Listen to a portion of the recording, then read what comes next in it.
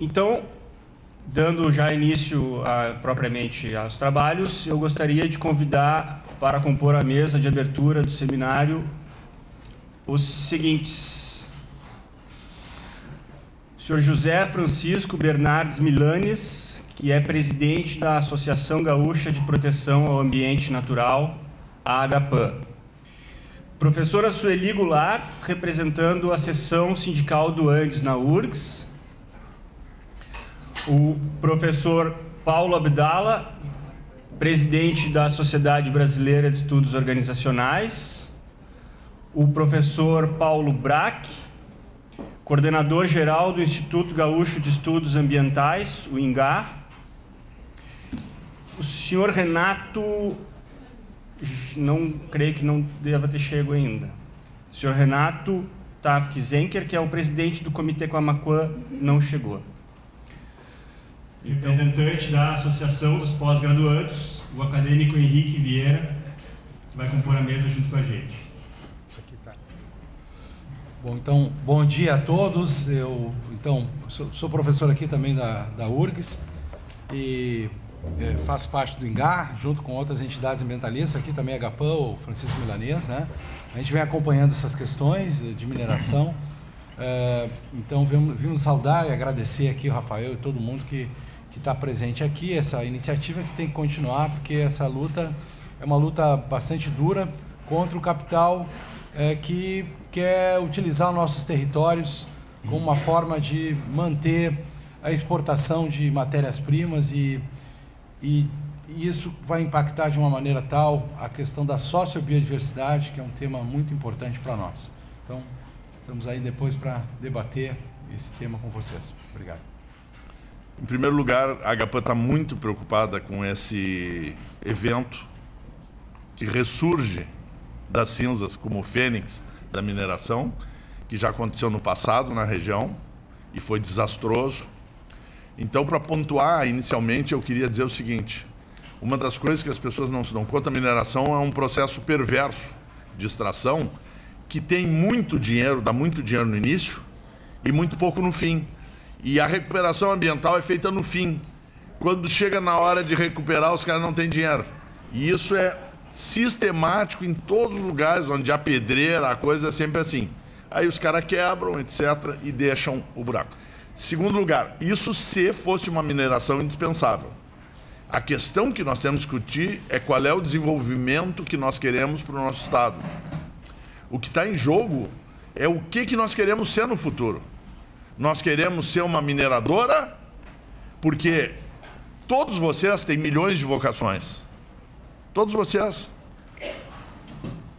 Todos poderiam roubar. Todo mundo tem habilidade para roubar. Aliás, é a habilidade menos habilitada de todas. É isso que nós queremos ser, ladrões? Nós podemos nos prostituir? Nós podemos fazer milhões de coisas. Então, dizer que existe minério num lugar não significa precisar exercer e extrair minério. Riqueza pode ser guardada para o futuro, quando realmente for importante, e não ser aviltada por uma empresa prejudicar a atividade produtiva e a qualidade de vida e a saúde de todo o resto da população. Para uma empresa lucrar e, claro, arranjar meia dúzia de pessoas que vão apoiar, né? Sempre o dinheiro, numa época de crise, sempre faz esse milagre. Mas, pessoal, a verdade é essa: ter uma riqueza não obriga ninguém a utilizar ela numa época onde não se sabe fazer isso bem, sem prejudicar as outras atividades, a qualidade de vida e a saúde de todos, porque saúde não é humana. Saúde, o mesmo coisa que faz mal para um graxaim, faz para nós. Nós temos demandas, necessidades para a nossa saúde da mesma qualidade de água, da mesma qualidade do ar que todos os nossos irmãos vivos. Então, é disso que nós estamos falando, da nossa vida. Bom dia a todos e todas. Eu me chamo Paulo Abdala, sou professor aqui também da Universidade Federal do Rio Grande do Sul e estou compondo a mesa na condição de atual presidente da Sociedade Brasileira de Estudos Organizacionais. Eu gostaria de saudar a participação de todos, a comissão organizadora e a todos os presentes.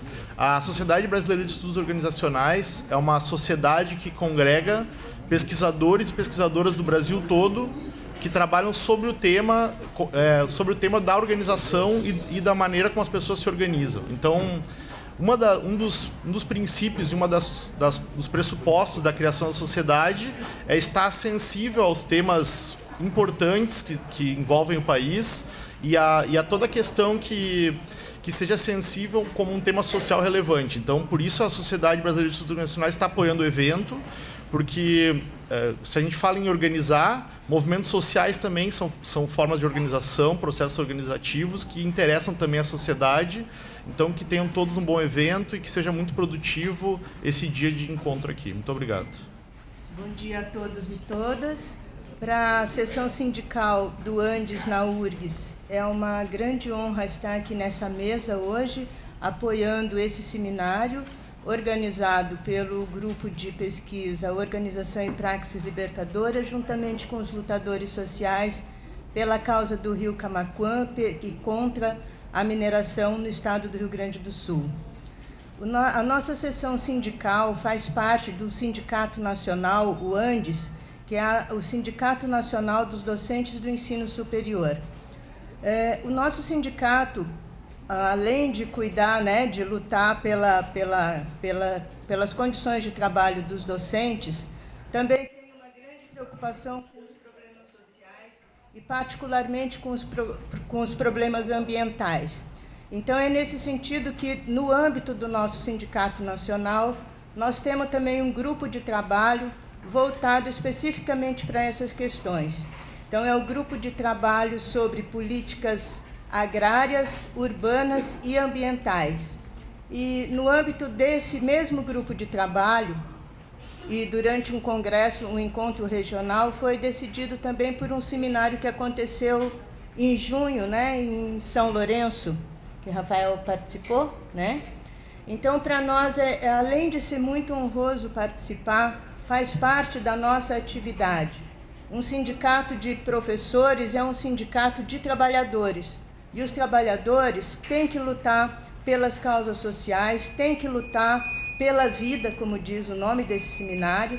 Então, para nós, eu saúdo muito fortemente o grupo de pesquisa pela iniciativa e especialmente os lutadores sociais que se deslocam dos seus locais e que trazem de lá a dura realidade do que pode representar um projeto desse tipo. Eu gostaria também de lembrar que, num momento como esse que nós estamos vivendo no nosso país, os trabalhadores têm que estar juntos. Quando o ataque é tão grande como o que a gente vem sofrendo nos últimos tempos, a gente não pode sair correndo e cada um cuidar do seu canto, cada um cuidar da sua categoria. Nós temos que estar juntos. Então, para o Andes, é esse o momento. Então, nós vamos estar juntos em todas as lutas sociais, todas aquelas que defendem o direito à vida dos trabalhadores. Eu desejo, então, que vocês tenham um ótimo encontro, que seja muito produtivo e que isso renda muitas boas lutas, que é para isso que a gente está aqui. Muito obrigado e bom trabalho para todos. Bom dia a todos. É uma alegria para mim poder fazer parte dessa mesa, ser convidado pela comissão organizadora. Em nome da APG, Associação de Pós-Graduandos da URGS, eu fico muito feliz de ver esse auditório com pessoas tanto da academia quanto das populações da região possivelmente atingida pelos empreendimentos do grande capital. É nessas horas que a gente tem que se unir para poder debater todas as dificuldades que a gente sabe que estão em torno de um conflito ambiental, que antes de mais nada é um conflito social, e nós temos que nos questionar para quem e para que serve esse tipo de empreendimento. Enquanto o grande capital se apropria dos recursos materiais da região, nós sabemos que essa apropriação também está embasada em uma série de sentidos, uma série de construções do que é desenvolvimento, do que dizem ser sustentabilidade. Então, cabe a nós questionar, cabe a nós nos unir na luta, cabe a nós ficar junto nesse momento para poder fazer pressão. Assim como a professora Sueli falou, nós vivemos um momento muito difícil no país, então cada luta ela não pode ser separada de todo um conjunto. E por isso, então, um reforço que eu já tinha falado, que eu fico muito feliz de ver aqui a população local que se deslocou até a cidade de Porto Alegre, em conjunto com os colegas acadêmicos, porque cabe a todos nós discutir juntos e não separados essa situação. Obrigado, Henrique, Sueli, Paulo, Braque e Francisco.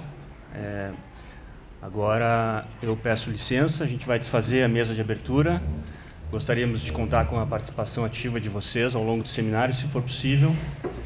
E antes de iniciar o primeiro painel do nosso seminário, gostaria de agora, de fato, saudar a chegada do pessoal que se desloca de Bagé, de Encruzilhada, de Camaquã, de Arambaré, São Lourenço, Palmas, né, distrito de Bagé, e com o auditório mais propriamente cheio, a gente pode, de fato, iniciar os trabalhos passando para o primeiro painel. O nosso primeiro painel tem como título A Luta em Defesa do Rio Camaquã e do Bioma Pampa. E, para o tal, eu gostaria de convidar aqui para a mesa a professora Adriana Penafiel. Ela é peruana, bacharel e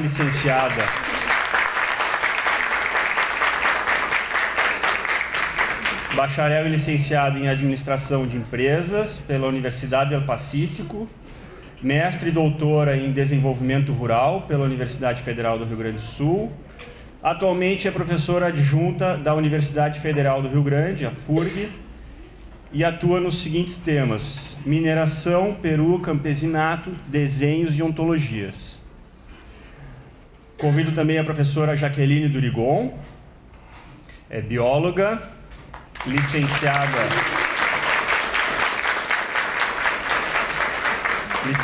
pela Universidade Federal de Santa Maria, mestre e doutora em Botânica pela Universidade Federal do Rio Grande do Sul. Atualmente é professora adjunta na Federal do Rio Grande, atuando nos temas conservação natural e cultural do bioma Pampa, florística e ecologia de trepadeiras e ensino de ciências na educação do campo. E a senhora Vera Colares, que eu já vi que chegou, que é moradora do distrito de Palmas, em Bagé, uma das fundadoras da União pela Preservação do Rio Camaquã, que tem como objetivo debater e articular a luta contra a mineração. Atualmente, ela é presidente da Associação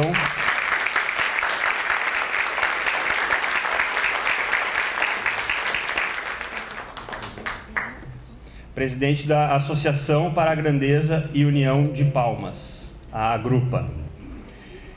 Passo a palavra, então, para a professora Adriana, que vai fazer a exposição do panorama da mineração na América Latina. Bom dia. Desculpe que eu tinha uns problemas técnicos com o computador, né? Nada grave, né? Consegui, né? Meu nome é Adriana, sou professora na FURG, né? Eu pesquiso mineração já desde 2004, mais ou menos, né? Mas a minha pesquisa principal foi entre os anos 2012 a 2016, quando eu pesquisei a área de Cajamarca, né? A região de Cajamarca lá no Peru. Eu sou peruana, estou aqui no Brasil desde 2004, né? E como peruana eu vivenciei muito as mudanças da mineração, né? De uma mineração convencional e a mineração a céu aberto, né? Principalmente na década de 1990, né? Que 1990 é uma década bastante marcada por nós, né? Porque houve uma proliferação, né, de minas a céu aberto, né, no Peru, né? E a mineração se tornou visível, né, junto com uma palavra que é o desenvolvimento, né? Principalmente foi a época na qual nós vivimos a ditadura civil da Alberto Fujimori, né? Então, justamente foram vários fatores, né, que influenciaram nessa proliferação de minas, né? O qual, né, resultou em muitos conflitos, né, sociais que agora estamos vivendo no Peru, né? E muitos desses conflitos, praticamente 67% desses conflitos estão em torno da água, né? Então isso que eu queria bastante enfatizar, né, na minha apresentação, né? Então pode passar um pouco para contextualizar, né, quando a gente fala de extrativismo, né? Eu queria deixar claro certas coisas que eu estava conversando justamente com a Jaque, né? Então o Peru, né, o Peru como Bolívia, os países andinos, né, mas principalmente Bolívia e Peru, né, foram países inventados, né, desenhados, né, a partir das premissas, né, da extração, né. Então, quando eu falo de extração, né, o extrativismo, né, eu me refiro, né, quando existe uma relação dualista entre homem e natureza. Então, nessa relação, né, o homem, né, vai extraindo, né, os recursos naturais. Bom, eu não chamo mais recursos naturais, mas assim, a gente atinge a terra, né, de uma forma exacerbada. Então, isso é muito diferente, né, de outras formas de extrativismo, por exemplo, quebradeiras de coco de babaçu, né, os seringueiros próprios que têm uma relação já relacional, né, a redundância com a natureza, né? Então, e essa reflexão sobre esse extrativismo, né, exacerbado, na verdade já vem, tá, com os nossos campesinos, né, com nossos nativos, né, desde 1500, né, desde o encontro dos mundos, né, e existe essa reflexão. Inclusive, se vocês vão para os textos de Guamampoma, né, que são uma obra de 1500, né, ele já reflete, né, justamente sobre essa extração exacerbada, né, trazida desde a Europa, né, principalmente, e essa é a questão mais importante, que quando eu escuto a Vera, né, falar, a reflexão de 1500 era justamente sobre o que a gente come, né, diante, né, de um extrativismo exacerbado, né? A gente come minério, né? A gente come metal, ou a gente come os produtos da terra, né? Ou a água que carrega aquela vitalidade, né? Que faz que essa vitalidade, por meio do alimento, de certa forma nos dê essa vitalidade nos nossos corpos, na nossa vida, nas nossas gerações. Então, essa luta pela vida, na verdade, já é uma reflexão anterior, né? Então, o que acontece agora, né, a partir da década de 1990, né, é que existe uma reflexão, né, combinando, né, principalmente, e falo da América Andina, principalmente, que eu sou peruana e falo muito da questão da Bolívia, Equador, Colômbia, Peru principalmente, né, é que essa reflexão da memória longa da colonização com, né, as novas coisas que estão acontecendo a partir de 1990, está realmente havendo uma produção de conhecimento sobre o que é mineração hoje, né? E a questão principal é justamente, né, a questão do alimento, né? A questão principal é de que nós nos alimentamos realmente, né?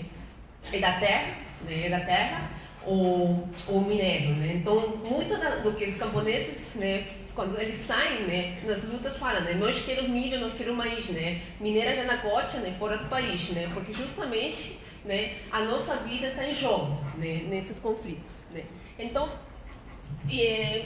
aqui eu queria mostrar um pouco como é o panorama, principalmente no Peru, né? Nós temos, né, como a gente tinha falado, né, desde 1500 a gente teve já essas minas subterrâneas, né? E aquilo não implicava, né, que os mineiros não fizessem uma extração, uma teorização sobre a extração, né, naquele momento. Então temos essas minas subterrâneas que vão seguindo os vetos minerais, né? Que foi mais ou menos até a década de 1990 lá no Peru, né? Quando depois, a partir de 1990, com Fujimori, houve uma mudança do marco regulatório, né, que permitiu, né, essas empresas a céu aberto entrarem no país, né? Por que essas minas, principalmente, né? Porque essas minas carregaram, né, de certa forma, um investimento bastante atrativo, né, para os nossos governos, né, e permitiam, de certa forma, a entrada de divisas ao país, né, ou pelo menos a movimentação. Mas o que eu quero falar, principalmente, é que a entrada dessa mineração não foi sozinha, tá? Na verdade, houve todo um processo, né, de tornar a América Latina, e isso é principalmente a partir da década de 1990, né, tornar a América Latina atrativa para os investidores mineiros, né? Então, eu queria trazer alguns dados na mineração de 1990, né? No início dessa década, né, o investimento para os estudos de mineração de países como Austrália, Canadá e Estados Unidos, para os países que tinham aquelas reservas, principalmente eram os países mais, digamos, cobiçados em reservas mineiras, né, antes de 1990, né, todos os estudos foram, de certa forma, desviados para a América Latina, né? São de vários fatores, né? Havia um esgotamento das reservas, né? Temos a questão do Canadá, British Columbia, né? Tem conflitos muito grandes, né, com as Primeiras Nações, né? Temos a questão do Denver também, nos Estados Unidos e a questão da Austrália, né? Também houve cancelamento dos incentivos fiscais, né, dessas empresas mineiras, né, e aumento de exigências ambientais, né? Então, esse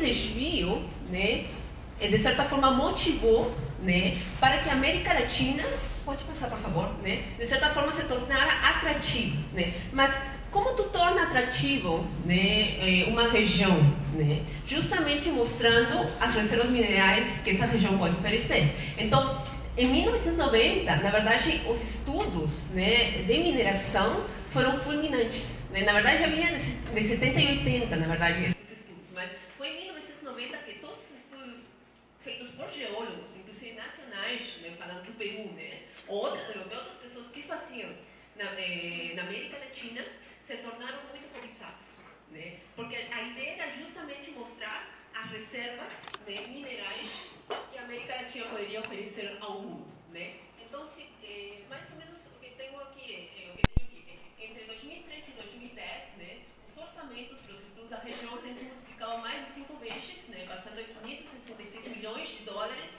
a 3.024 milhões de dólares por ano, tá? E o ouro, né?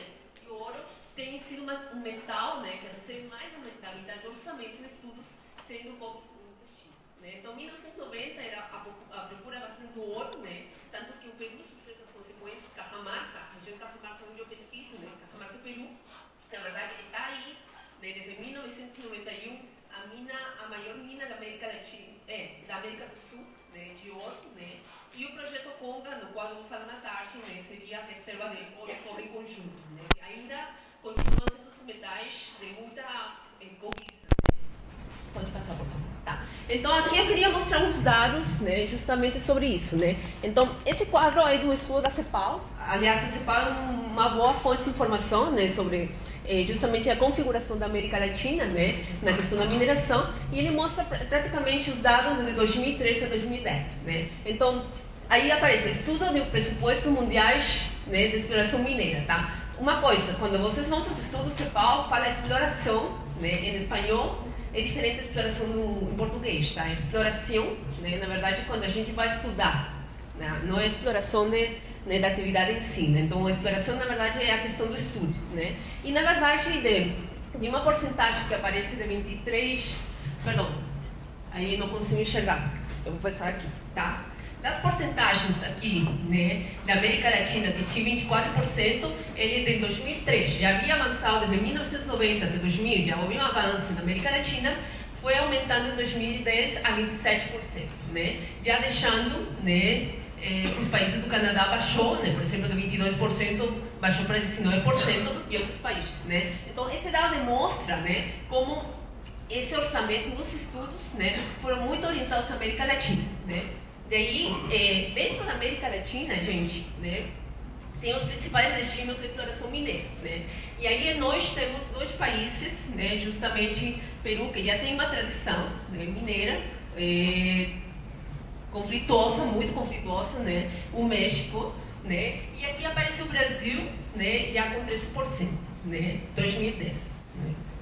Então, a distribuição, então, se tu mostra que existem reservas mineiras no país, né, tu consegue atrair, né, esses investimentos, né, porque são os países, digamos, como acontece no Peru, né, as empresas nacionais são as que fazem os estudos, né, elas fazem todos os estudos para os minerais, falam mais ou menos, fazem toda a pesquisa sobre a lei, né, do mineral, como seria cobiçado, qual seria o preço, etc, etc, para depois atrair a essas empresas que teriam toda essa, digamos, a capacidade, né, de usar e de articular esse capital intensivo para extrair esse mineral, né? Então, esses seriam praticamente os passos, né? E nesse caso, né, nesse quadro que mostra, né, é que justamente houve, né, principalmente no Peru, né, o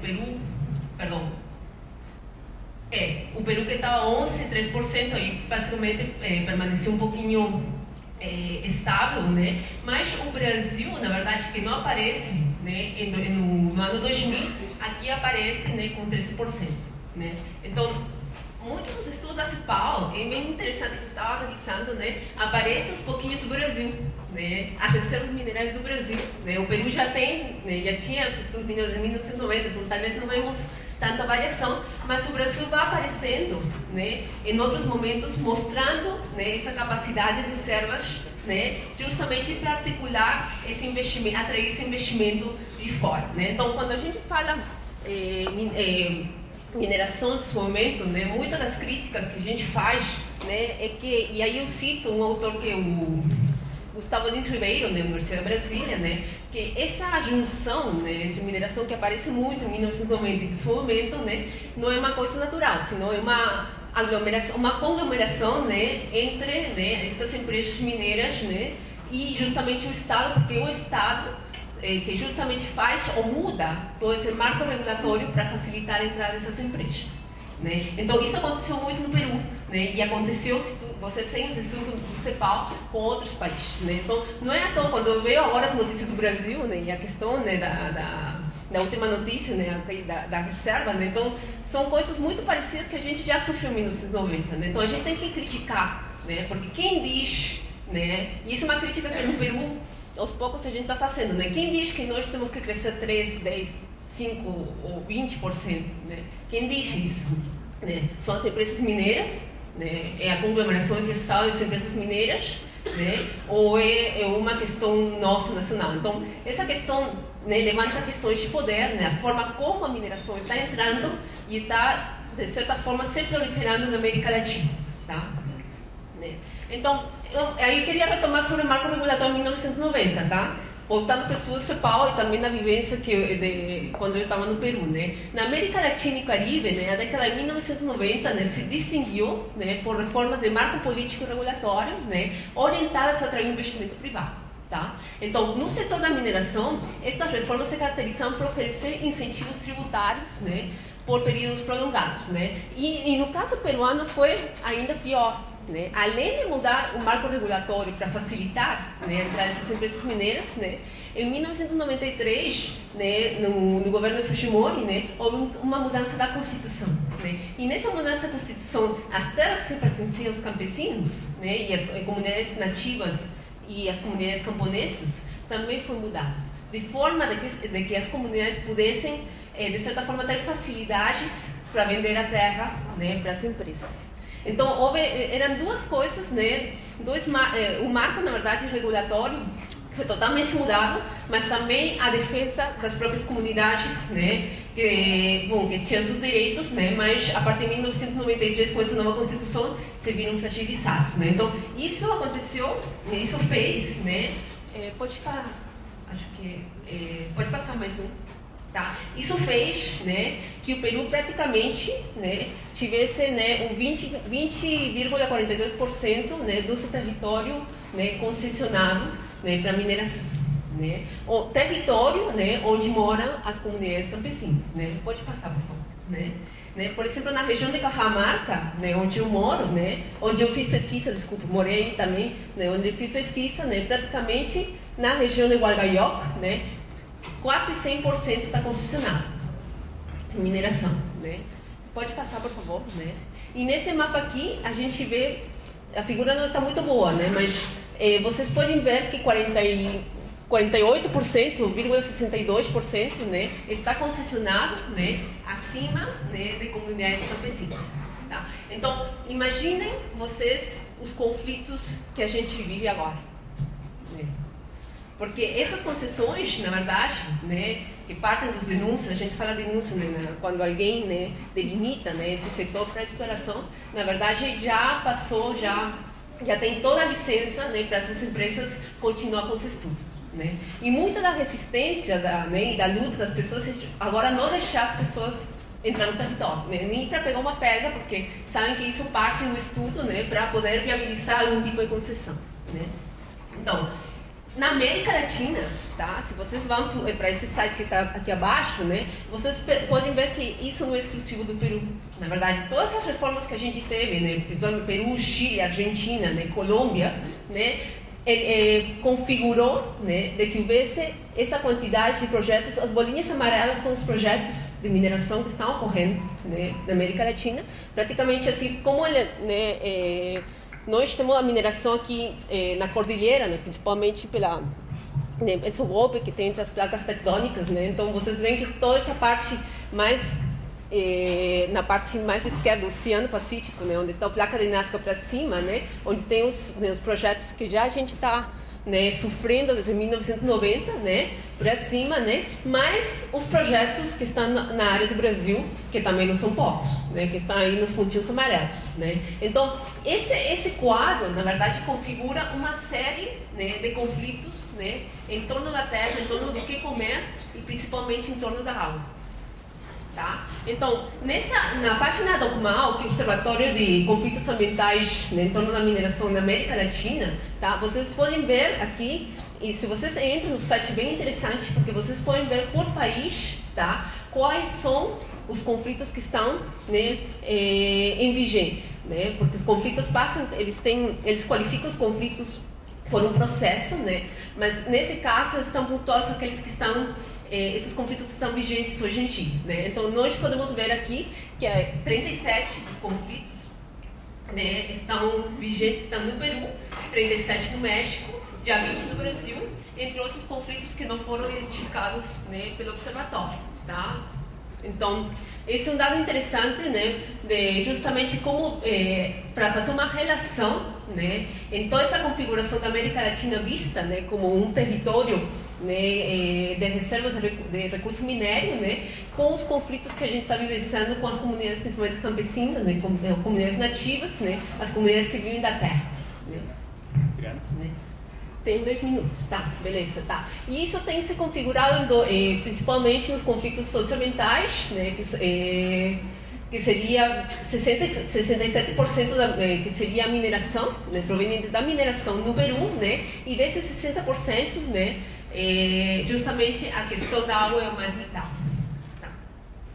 Tá? Então, justamente isso cria, né, já vou terminar, né? O que o presidente, nessa notícia ainda era o ex-ministro, né? Mas agora é nosso presidente, né? Então ele começa desde 2010, né? Quando já antes de se candidatar já estava falando, né? O Peru, né, está nadando em ouro, né? O ouro não se vai acabar, né? Afirmou o PPK, que é nosso presidente. Então essa visão, né, de que os recursos, né, estão aí justamente esperando, né, para ser, né, extraídos, né, para a nação, né, essa visão ainda permanece, né, no atual governo, né. Pode passar, né. Tá? Outras questões, tá, que eu vou deixar mais, né, porque não temos muito tempo, é a demanda mundial, né, que também de certa forma influenciou nessa configuração da América Latina, principalmente na demanda da China e da Índia, né, a partir de 1990, né. Pode passar, né. E a tecnologia, gente, tá? A tecnologia, justamente, né, porque principalmente no ouro, né, o ouro está disperso, por exemplo, na montanha, então uns metais podem ser extraídos seguindo essas vetas, né, mas a tecnologia a céu aberto permite, de certa forma, extrair aquele metal que tu não pode extrair por meio do túnel subterrâneo. Então isso faz que, por exemplo, para conseguir 1 grama, por exemplo, de ouro, tu tenha praticamente que mobilizar mais de 1 tonelada de terra. Então, se tu segues a lógica, na verdade, tu chega a essa situação na qual a cordilheira, né, praticamente está devastada, né, justamente para conseguir esses gramas de ouro, né, da empresa Yanacocha. Essa é a imagem verdadeira, lá em Cajamarca, onde eu estou trabalhando. Né. Então, para finalizar, né, então eu queria deixar isso, né, o Peru, na verdade, e a América Latina, né, está compreendido pelo Estado e pelas empresas mineiras por pressupostos que assumem uma natureza, né, que pode ser manipulada por conhecimento legítimo, né, pelos peritos, né, subalternizando outros regimes de relação que seriam das comunidades, né, regimes que, para a amalgama das visões burocrática e empresarial, né, e científica, significa tão somente a possibilidade de retardar a exploração, né, econômica nacional né, retado ao próprio desenvolvimento. Então, a partir de 1990, isso eu quero deixar, né, apareceu essa conformação de todo um aparato, né, institucional, né, que desenhou esse espaço de intervenção medido por indicadores, né, tornando essa atividade inquestionável e cujos impactos negativos, né, se resumiram a uma questões técnicas, né, ou negociáveis, né, com transações, né, técnicas e econômicas, né. Então, isso eu queria deixar. Qual é o panorama, né, agora, e já finalizo em 30 segundos, é justamente quantos buracos nós precisamos fazer para chegar àquele, né, aquele desenvolvimento que é sempre articulado e falado, né, pelos nossos governantes e por outros setores também da nossa economia, né. Quantos setores, né, quantos buracos, né. Os desenhos que aqui, né, que a gente tem, né, não se autossustentam, porque cada vez, isso falou da mesa anterior, cada vez que tem um buraco, né, e de certa forma faz esse apogeu da economia momentâneo, né, quando esse apogeu acaba, né, a primeira coisa que diz o gerente, né, de relações comunitárias é o seguinte, tá, a gente precisa fazer outro buraco para retomar a esse apogeu econômico, né, que a gente teve uns anos atrás. Então, isso, né, não é sustentável. Não é sustentável, e a gente vive isso porque a gente, lá em Cajamarca, é a situação que a gente está vivendo em outra região que é Guadaioca, onde também faço pesquisa, né? Então, essa é a questão. Quantos buracos a gente precisa, né, para chegar? E quem disse que a gente tem que chegar? Né? Quem disse que precisamos disso? Tá? Então, deixo por aqui, gente. Muito obrigada. Desculpe a demora. Tá? Parabéns, né, para o pessoal que está aqui presente, né? Principalmente eu tenho uma admiração, né, pelo Grupo Camaquá. Né? Muito obrigada.